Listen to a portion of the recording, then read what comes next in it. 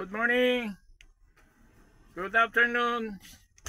Reaction video lang tayo kay the legend ng PBA, kay Bong Alvarez.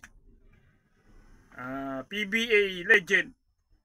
Ipakita sa ganito, mabuting gawa, hindi magbubunga ng masama. Ayan.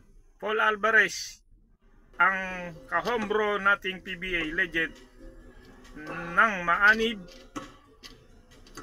o nang makarinig ng mga aral sa MCGI. Ito, nakita ko lang kasi nung ini-interview siya ni nagulat ako, kala ko hindi pa siya kasama sa MCGI. Kasi dati daw siyang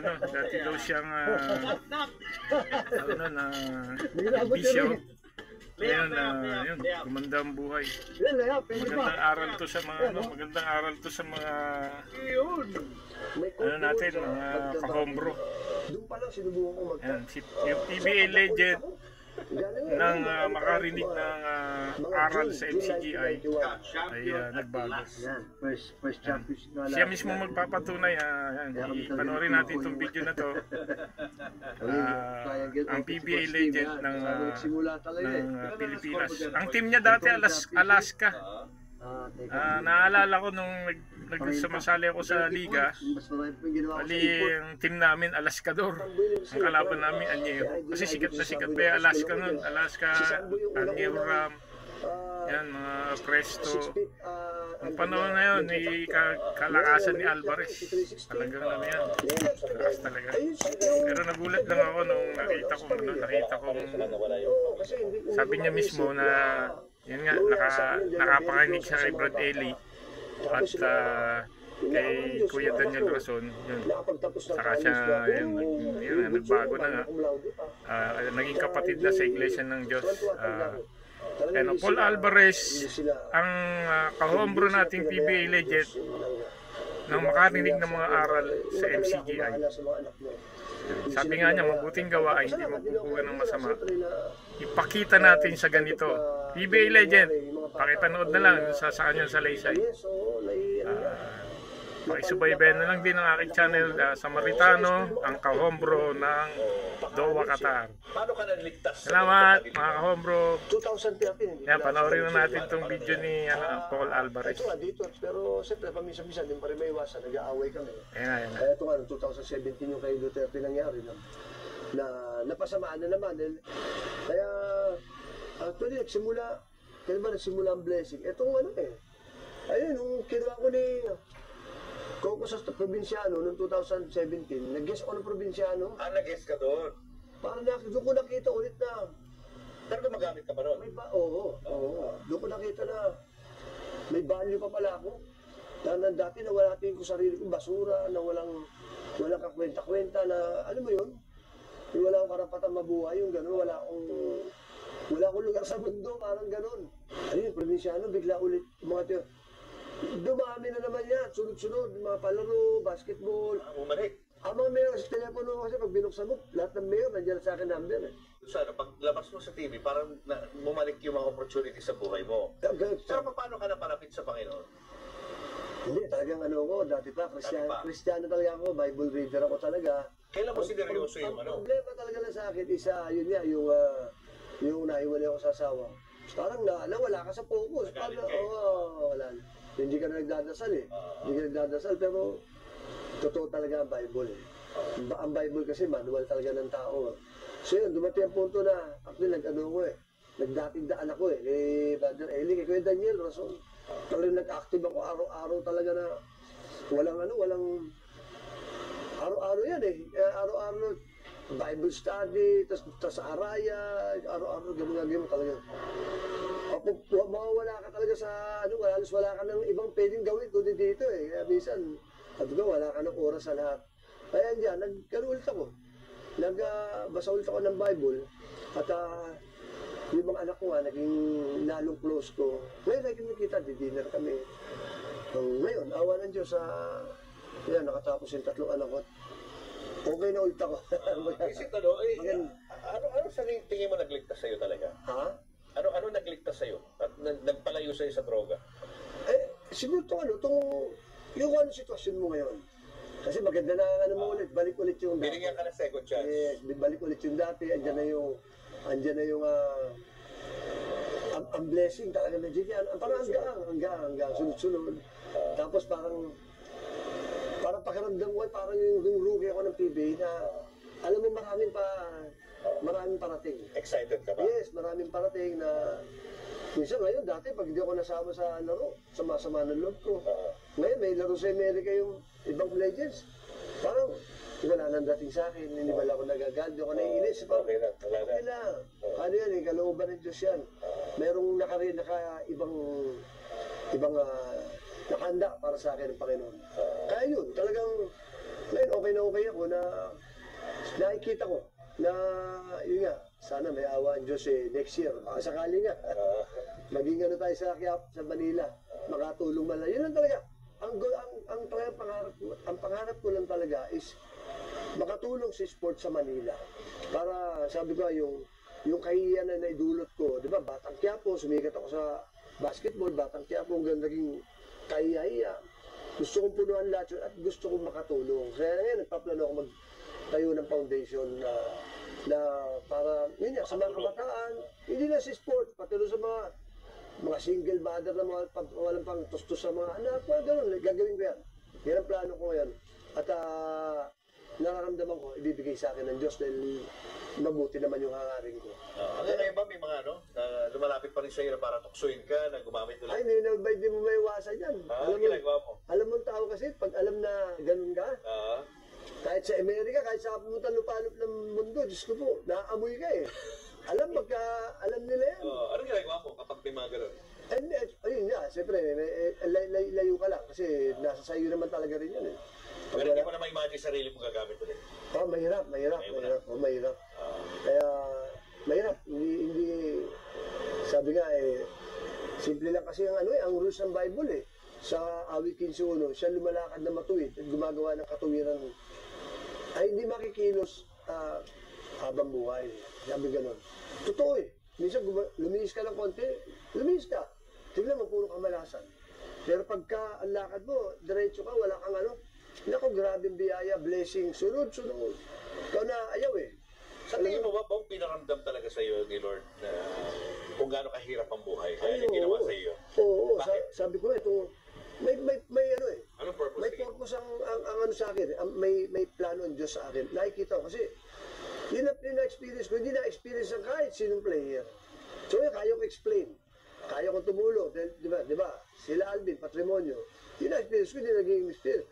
Yung kaya ko ipaliwanag sa tao, sa mga adik, hindi nila kaya. Dahil nila alam eh. Ako alam ko lahat na sabi ko siya, hanggang ngayon hindi ako mapaniwala na dahil sa punto na kahit 200 pesos para 300, ang hirap manghiram pala yan. Ang hirap pala yan. Grabe pala sa ibang tao yan. Ito mo, gano'n. Ang tala ko nung araw, lahat na lumapit sa bahay ko. Bigay. Diyos ko po, kahit 100,000 pa. May sakit si ganito. Grabe, hanggang nalog ko sa ganyan. Dati kasi dumaan ka sa period na galit ka. Oh. Galit ka sa mundo, galit ka sa Diyos, sa mga nangyari sa iyo. Ngayon ba, looking back sa mga nangyari sa buhay mo, meron pa bang galit sa puso mo? Ay, wala na. Wala na. Okay ako kasi. Wala. Sabi ko kasi, 3 anak ko nakagraduate na ng college na. Puro tataas na ang mga grado. Kasi pangalawa ko, nasa UST pa ngayon, nagme-medicine. Next year, doktora na. Kaya okay ako. Na ipanganay ko si Elisa, yung sa Elisa Mulak. Yung panganay ko, anak. Okay sila 3 eh. Kasi lang naman yun na naman ang tao eh. Wait, yan ang trophy ko 3 trophy ko. Basta extension ng buhay natin yung mga bata. Pag okay ang anak mo, okay ka na eh, wala na. Sarili ko lang, iniintindi ko, parang ganun eh. Di ba?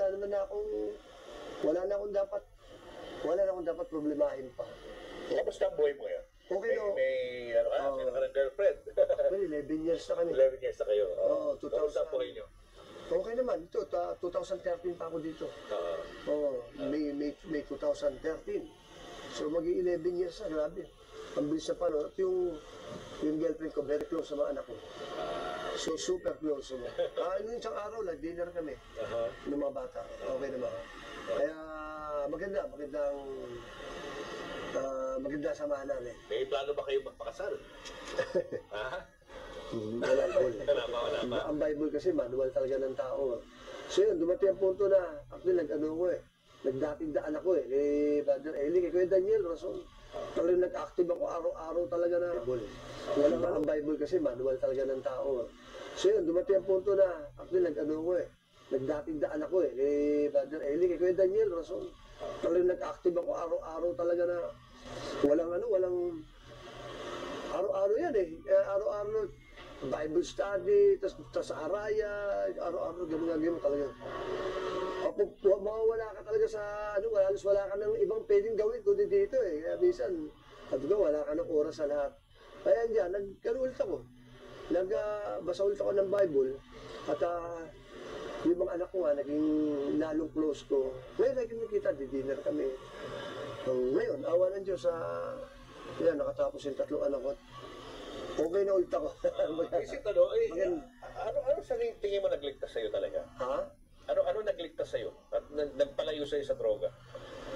Siguro yung sitwasyon mo ngayon. Kasi maganda na mo ulit, balik ulit yung dati. Binigyan ka ng second chance. Yes, balik ulit yung dati, andyan na yung ang blessing talaga na dyan. Parang hanggang sunod-sunod. Tapos parang pakiramdam ko, parang yung rookie ako ng PBA na, alam mo, maraming parating. Excited ka ba? Yes, maraming parating na, minsan ngayon, dati, pag hindi ako nasama sa laro, sama-sama ng loob ko. Shoutout, Ngayon, may laro sa Amerika yung Kahomro, League of Samaritano. Legends. Parang, wala nang dating sa subscribe. akin, hindi wala akong nagagad, ako naiinis. Okay lang, wala na. Okay lang. Ano yan, kalooban ng Diyos yan. Merong ibang nakahanda para sa akin ng Panginoon. Kaya yun, talagang, ngayon okay ako na nakikita ko Shoutout, yun nga, Kahomro, sana may awa ng Samaritano. Diyos next year, baka sakali nga. Please subscribe. Maging ano tayo sa Quiapo, to my sa YouTube Manila, channel. makatulong man lang. Yun lang talaga. Ang pangarap ko lang talaga is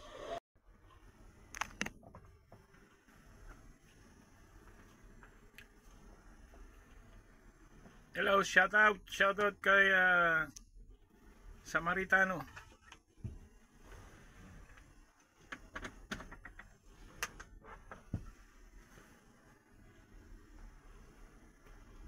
Shoutout mga ka-homebro.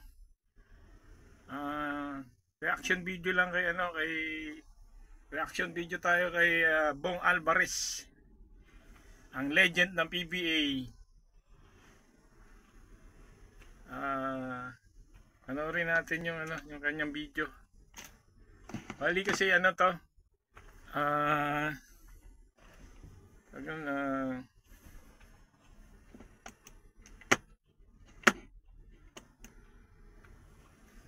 tayo ka lang kasi nasa sayo naman talaga rin yan eh. Pero hindi mo na ma-imagine sarili mo gagamit ulit. Mahirap. Mahirap. Kaya, mahirap. Hindi, sabi nga simple lang kasi ang rules ng Bible eh. Sa awit 15:1, siya lumalakad na matuwid at gumagawa ng katuwiran ay hindi makikilos habang buhay. Sabi ganun. Totoo eh. Minsan luminis ka ng konti, luminis ka. Tignan mo, puro kamalasan.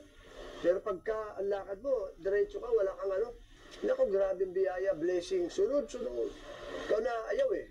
Sa tingin mo ba, Bong, pinaramdam talaga sa iyo ni Lord na kung gaano kahirap ang buhay? Kaya niya ginawa sa iyo? Oo, Bakit? sabi ko ito, may Anong purpose? may purpose ang sa akin, may plano ang Diyos sa akin. Nakikita ko kasi, yun na experience ko, hindi na experience ng kahit sinong player. So yun, kaya ko explain. Kaya ko tumulong. Di ba? Sila Alvin, patrimonyo. Yun na experience ko, hindi naging experience. Yung kaya ko ipaliwanag sa tao, sa mga adik, hindi nila kaya. Dahil nila alam eh.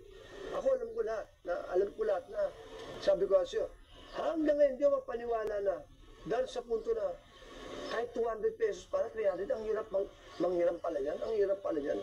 Grabe pala sa ibang tao yan. Ito mo, gano'n. Ang tala ko nung araw, lahat ng lumapit sa bahay ko. Bigay. Diyos ko po, kahit 100,000 pa. May sakit si ganito. Grabe, hanggang nalog ko sa ganyan. Dati kasi dumaan ka sa period na galit ka. Oh. Galit ka sa mundo, galit ka sa Diyos, sa mga nangyari sa iyo. Ngayon ba, looking back sa mga nangyari sa buhay mo, meron pa bang galit sa puso mo? Ay, wala na. Hindi Wala. na. Wala na. Okay na okay ako kasi. Wala. Sabi ko kasi, 3 anak ko, nakagraduate na ng college na. Puro tataas ng mga grado. Kasi pangalawa ko, nasa UST pa. Kayo. Oo, Kamusta po kayo? Okay naman. Ito, 2013 pa ako dito. May 2013. So, mag-11 years na, grabe. Ang bilis na pa, no? At yung